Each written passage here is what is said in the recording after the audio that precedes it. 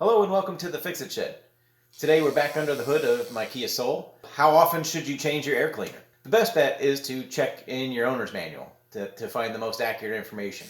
Unfortunately, my owner's manual said to check the maintenance schedule. And I looked through all of the paperwork that I had and I couldn't find a maintenance schedule. So I asked my good friend Google, how often should I change my air filter? For the 2014 Kia Soul with a 1.6 liter engine, it says that you should change it at around 30,000 miles or 24 months.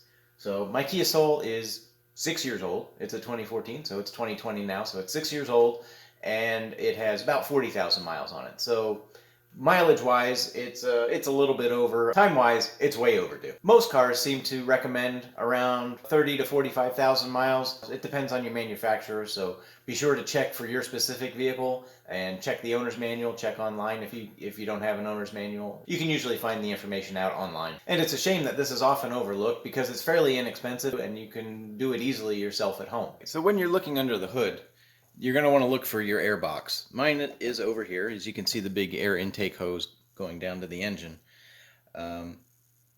And the air cleaner is going to be inside the air box.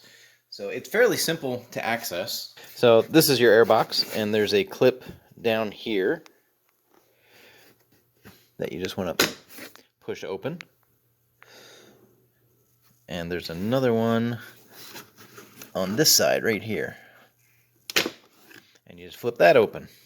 And then there are two latches down here that the plastic hooks under.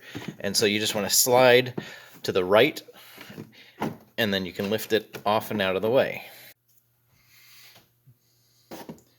Alright, and you can see the air filter underneath here, and you can just lift it and pull it right out. This side looks pretty good, but this is not the side that the air goes in on. Big difference. Can you see the difference between these two?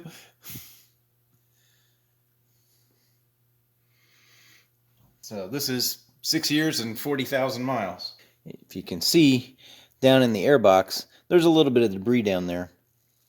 So you may want to try and either use a little vacuum and suck that out, or use an air hose and blow it out.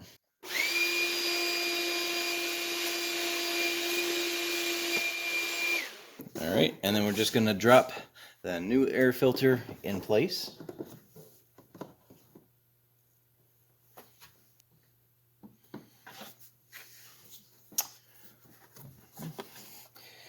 Hook it back in under the tabs on this side and snap the clips back up.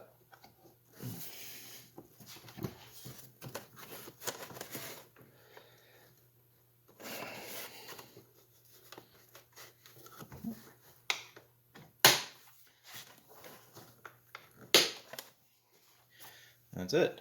And that's all there is to it. And changing your air filter can actually have a big impact on the efficiency of your vehicle.